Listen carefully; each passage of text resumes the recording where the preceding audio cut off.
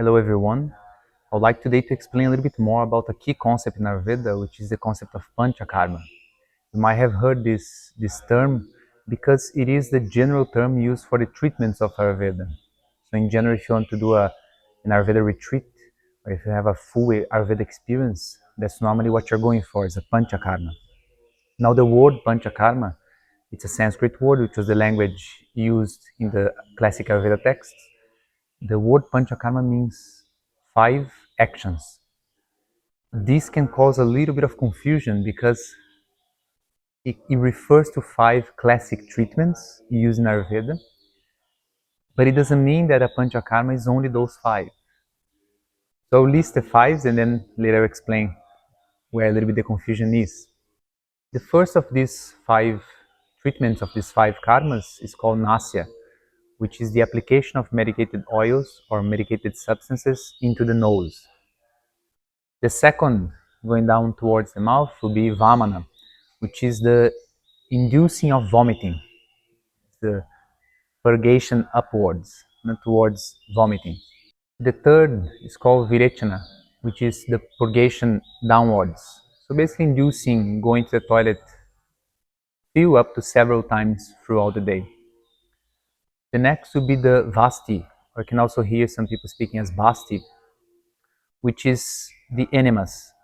That will be the application or introduction of medicated oils through the rectum. And then a fifth classic treatment is called Rakta Moksha, which literally means liberation of blood or letting go of blood, which is the bloodletting.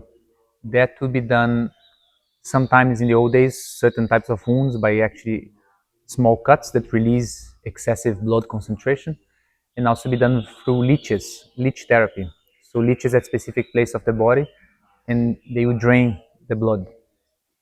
Now, those 5 are possible treatments, but Panchakarma, or to be more precise, Ayurveda treatment and Ayurveda treatment program is not confined to those 5. For example, you might have Shirodhara, it's the application of oil to the forehead. You might have certain applications of oil, concentration of oil at certain areas, joints of the body, like when you have spinal conditions, joint pains, you might make a little circle of wheat flour or rice flour that holds the oil at that place of the body for a certain period of time. So we have, and even the Abhyanga itself, the massage treatments with oil, they're also part of a program of Ayurveda. So you see, the Ayurveda Panchakarma is not reduced to those 5. This is an important aspect because sometimes you see people coming to have an Ayurveda experience and they expect to have those 5, but that's not necessary. Classically, Ayurveda program should be something that is designed according to the individual in terms of the medical treatments. That depends on age, that depends on health condition, that depends if there is any presence of disease, that depends on individuality, that depends on how much time you have available. All these will be factored in for the doctor to make a decision on which treatments to employ, for how long those treatments should be done. It's very important in the sense that you have the guidance of a proper Ayurveda practitioner in order to design the program that is more ideal for you. That is not just in terms of deciding the treatment plan, which of these treatments, the frequency of these treatments, but also the oils that are going to be used, the medicines that are going to be used. You have a little bit of, especially in the West, a generalization of Ayurveda. People say, well, use coconut oil or use sesame oil, which is fine, but I see that people are using those general oils because they don't have access to the medicated oils or substances which come from India and Sri Lanka, which are really what's the bulk of Ayurveda. So for each different condition, each different body, there might be different oils that would be applied, different medicines that will be introduced.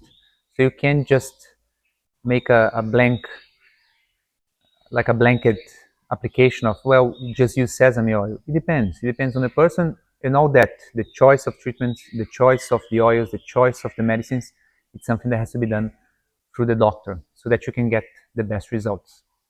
One last point about this idea of Panchakarma is, once more, since this, it's not really confined to 5 treatments and you don't have to do those 5 treatments, a better word for an Ayurveda program should be Shodhana.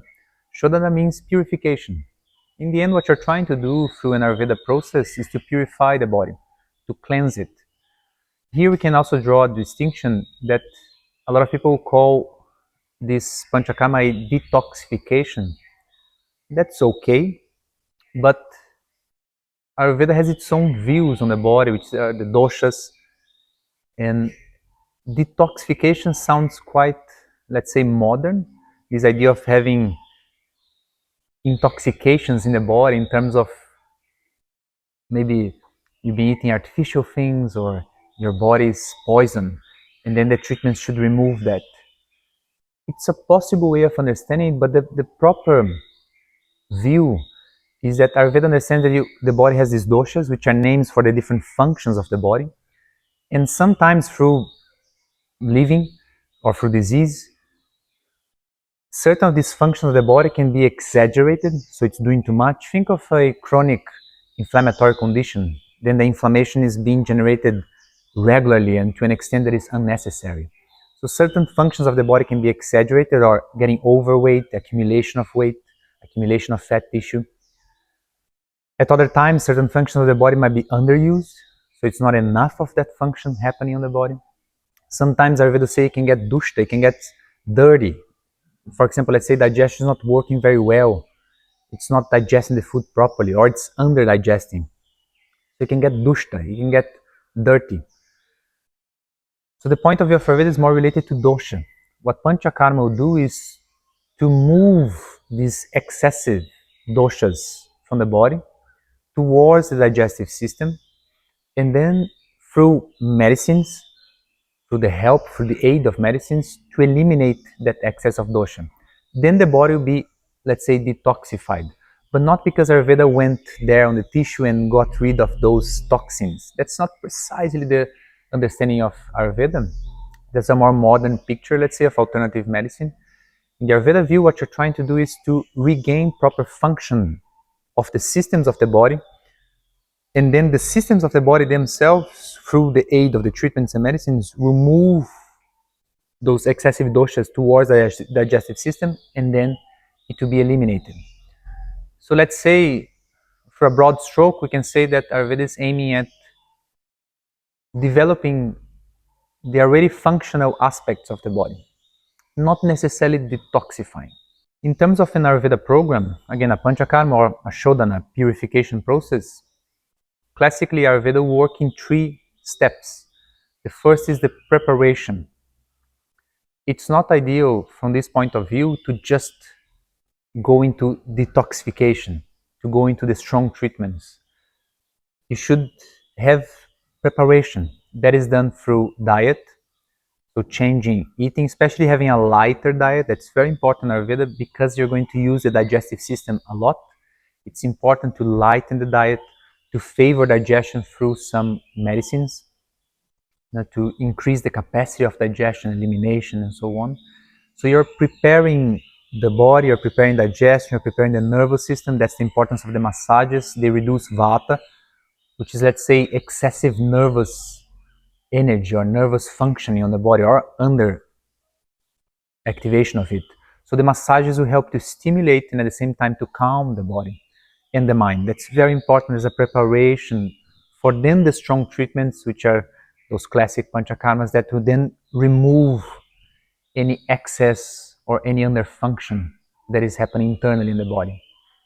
So you go from preparation, again, lifestyle, massages. The massages and the oils that are used are designed, are indicated by the doctor according to the person, to the condition. Then you enter the main part of the treatment, which are the, let's say, the detoxification, the proper shodhana purification. And then you must have a third step, that is the going downwards, is the returning. It's a step that sometimes is missed in many forms of treatment nowadays because of the pace of modern life. But ideally, you should have some going downwards. Again, maybe general abhyanga, general massages to calm the nervous system, to relax the body, relax the person. Continue with a lighter diet, continue with a good diet, Exercise also helps to bring everything back into balance. These treatments of Ayurveda, or let's say detoxification, it's something that actually causes stress to the body. You're pushing the body. So on the point of view of Ayurveda, of just doing and doing and doing detoxification is not good. You're stressing the body. You might pay it back later in life. You must do it not all the time, and you must ideally follow this procedure of preparation, main treatments, and then pacification, returning. This point of these three steps, it's very important because nowadays, talking a little bit more technically, let's say in terms of Ayurveda, a lot of people have issues with Vata that is mainly related to the nervous system, stress, tiredness, lack of energy, or excessive reactivity. And you see a lot of people doing detox programs that again put some load and pressure on the body and on the nervous system to do something even more. The body is already taxed, the body is already tired, the mind is already overburdened, and then we want it to even do it more. We want to pressurize it even more. We should always be careful with Vata, the nervous system. So even simple things from the Ayurveda perspective, again, like regularity, routine, the dinacharya of Ayurveda, the daily routine, the daily schedule. So having times for the meals, starting the day with doing some yoga or some exercise, not eating too late, sleeping a little bit earlier, exposure to nature, a calmer environment, even the things that you speak about, the things you talk about, the people you, at least during that procedure of treatment, the people you hang around with, the types of conversation, the types of emotional stimulation, all those are important to calm down Vata, to relax. And then once the body is relaxed, it will be ready to, let's say, cleanse itself. We also have to be careful with Vata. And the simple things, day-to-day living, and even the massages, in a sense, are a medical treatment. The Abhyanga, having a massage with oil, it's not just to relax the muscles, just to relax the joints, to feel good, but to calm Vata. It has a dosha approach in Ayurveda that is very important for the success of a Panchakarma procedure, of a Panchakarma treatment plan.